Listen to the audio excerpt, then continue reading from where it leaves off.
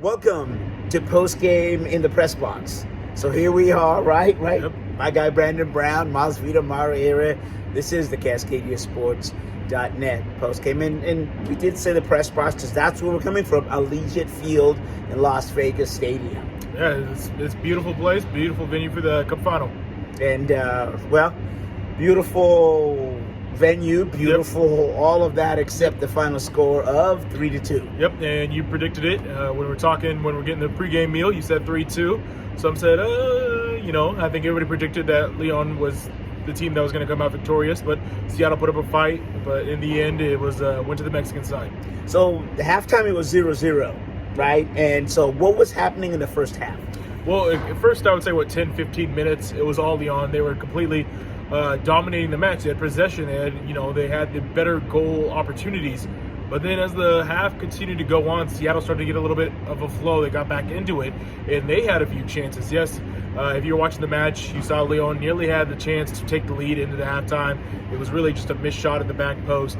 But Seattle gained confidence, I believe, as the half went on. And the longer you go against a club that many feel like you shouldn't beat, the longer you can go with not giving up a goal, I think you start to feel confidence. You start to feel like you're into the match, and it starts to open up a little bit more. And to your point, Leon attacked Seattle's left side, Correct. And then, of course, They countered Seattle on the right, countered on Leon's right side. And so that was a stalemate.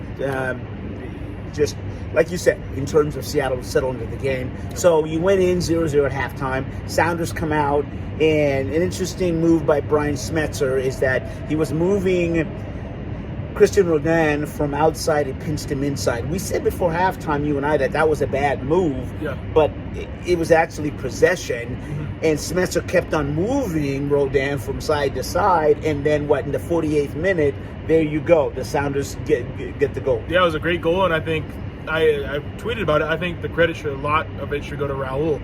He held the ball up enough time to give Jimmy the space to make his run.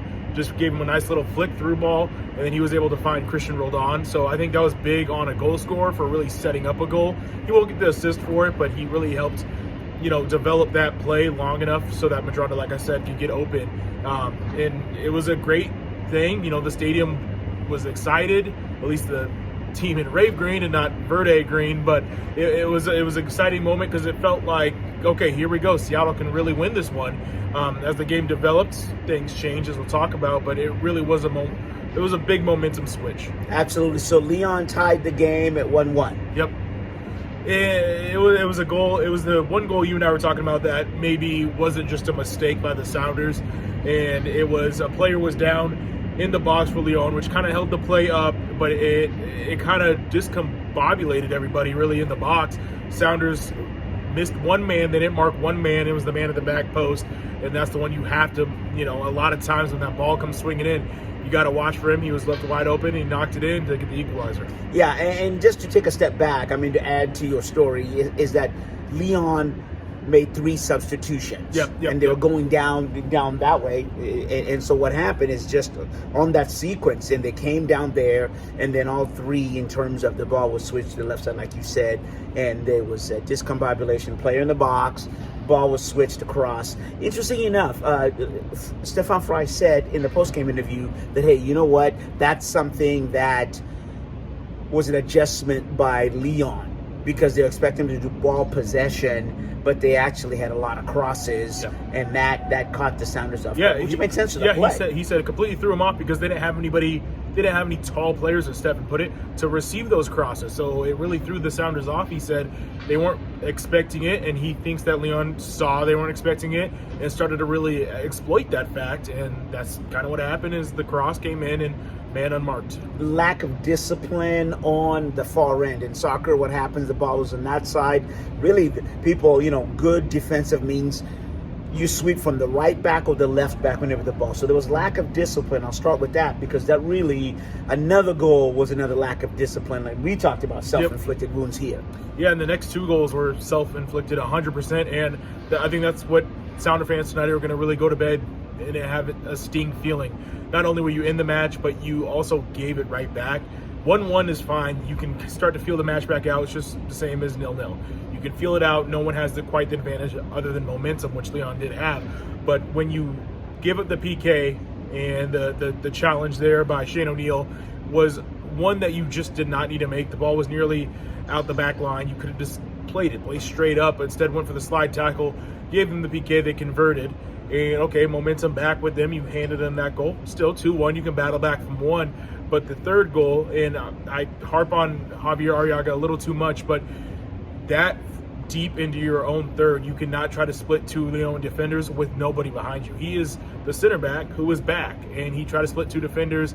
There was a jailbreak essentially on goal on Stefan, and he's really one-on-one in an island, and there's not much you can do besides a miracle. And he saved the first one. What do you know? But then it was cleaned up, and that was pretty much the match. Yes, Seattle got a late goal, but those 2 mistakes really decided this match. Lack of discipline going back in terms of, if you want to go back, they did it, so they lose 3-2, Yep. and the bad decision making. But in terms of, you know what, we can say that. I also think that Leon also was forcing a little bit of of the pressure. I think the ability on the second goal, Shane had to make that tackle in his mind from the pressure that he felt was coming. So that's the bad decision making, because if we look at it, there was space on the end line. He could have maybe put his foot out, and Stefan would have helped in terms of that. And then Arriaga, that's just horrendous. That was just a horrendous play in terms of that. But again, I think Leon really, Stefan, again, Fry talked about this, that, they were hungry.